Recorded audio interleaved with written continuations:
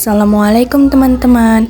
Nah, bertemu lagi nih dengan saya Anggi Medistra Sukma NIM 0503232167 dari kelas Perbankan Syariah 4A.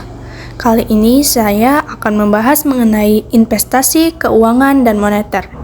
Yuk simak videonya. Nah, yang pertama itu ada investasi.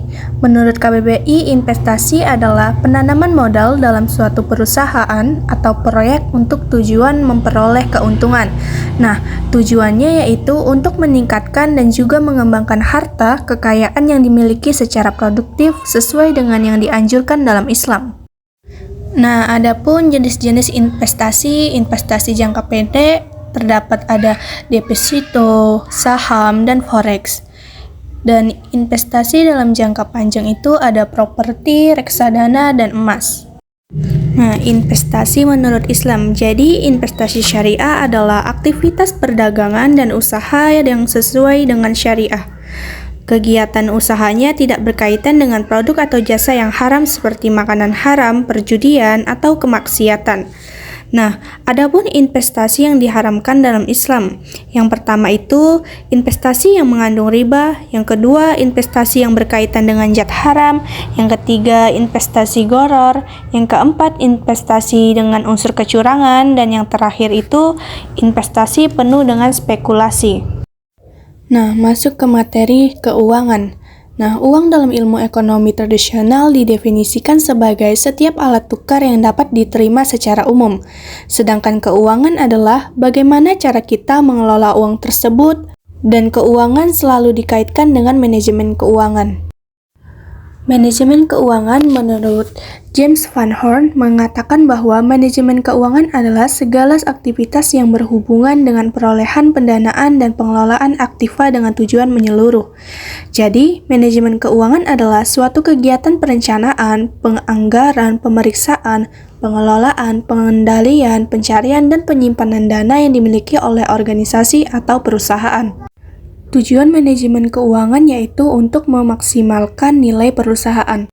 Adapun fungsi manajemen keuangan, yang pertama sebagai perencanaan keuangan, yang kedua sebagai penganggaran keuangan, yang ketiga sebagai pengelolaan keuangan, yang keempat sebagai pencarian keuangan, yang kelima sebagai penyimpanan keuangan, yang keenam sebagai pengendalian keuangan, dan yang ketujuh itu sebagai pemeriksaan keuangan. Masuk ke bagian moneter. Nah, jadi kebijakan moneter adalah tindakan pemerintah atau bank sentral untuk mengaruhi situasi makro yang dilaksanakan melalui pasar uang.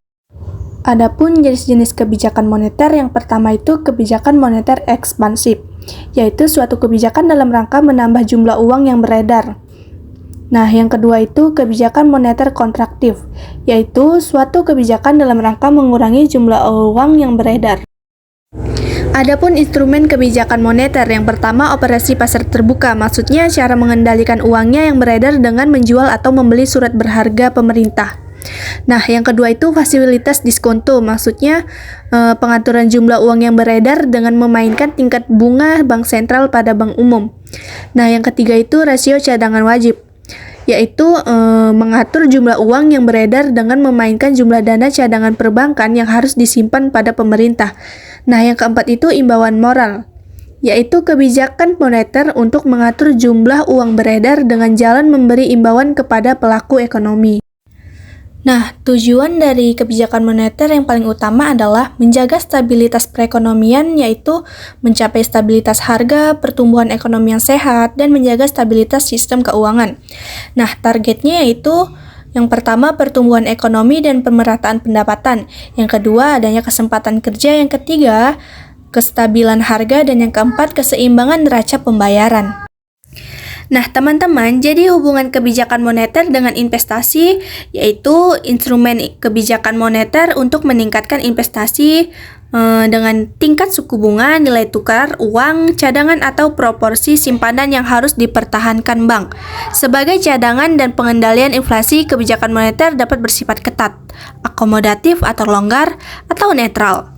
Nah, Ketika ekonomi tumbuh terlalu cepat dan inflasi bergerak secara signifikan lebih tinggi, bank sentral dapat mengambil langkah-langkah untuk mendinginkan ekonomi dengan menaikkan suku bunga jangka pendek yang merupakan kebijakan moneter yang ketat. Sekian materi yang dapat saya paparkan mengenai investasi, keuangan, dan moneter. Sampai jumpa di video selanjutnya. See you!